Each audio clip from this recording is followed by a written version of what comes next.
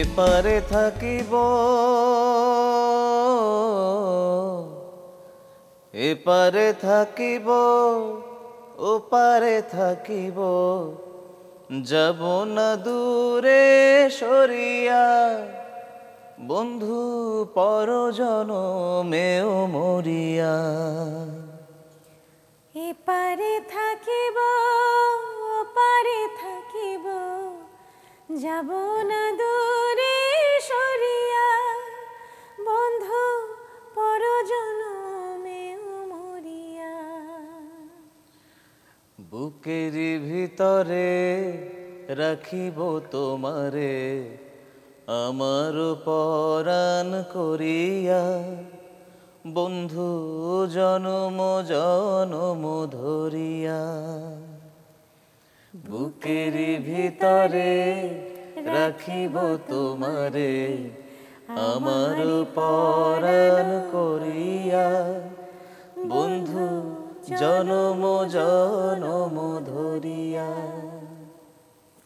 দুইজন গানের মানুষ যখন আমার এই সেটে থাকে তখন মানে আমার যে কি বাড়তি পাওনা লাগে আমি কি বলবো, মানে একেবারে গল্প আড্ডার সাথে গান লাইভ শোনা, আর দর্শকরাও তো উপভোগ করে। আমি অনেক গল্প আড্ডা করবো, ফাঁকে ফাঁকে গানও শুনবো। লুইপাকে জানতে চাই যে এত সুন্দর গান করে সে, এবং গানের সাথে আমি জানি যে সে আরো অনেক কিছু পারেন, মানে নাচও করতে পারেন, আবৃত্তিও করতে পারেন। তো কখনো সিনেমার প্রস্তাব আসে না?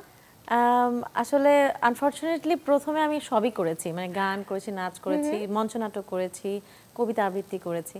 সো ওগুলোর সুবাদে এসেছে, সিনেমার কাজও এসেছে। কিন্তু পরে আমি আসলে চিন্তা করেছি একটা মানুষ সবকিছু করতে পারে না, যেটা আমার বাবা ছোটবেলায় বলতেন যে যেকোনো একটা বেছে নিতে হবে। সো আমি গানটাকেই বেছে নিয়েছি, এবং আমার কাছে মনে হয়েছে অন্য কিছুর প্রতি আমার যে অ্যাট্রাকশনটা আছে সেটাও আমি করব, বাট সেটা অবশ্যই আমার গান রিলেটেড হতে হবে। যেরকম আমার গানের মিউজিক ভিডিওতে আমি নাচবো, আমার গানের মিউজিক ভিডিওতে আমি অ্যাক্টিং করব, বা গানের অনুষ্ঠান হলে উপস্থাপনা করব। সেটা তো আমরা দেখতেই পাই। আমি বলছিলাম যে অভিনয়ে পাওয়া যাবে কিনা লুইপাকে।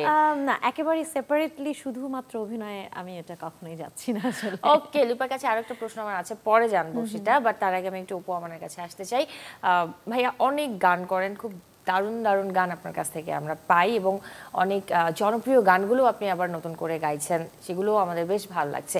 আমি একটু গানের হাতেখড়িটা জানতে চাই, মানে এই গানের জগতে আসার গল্পটা।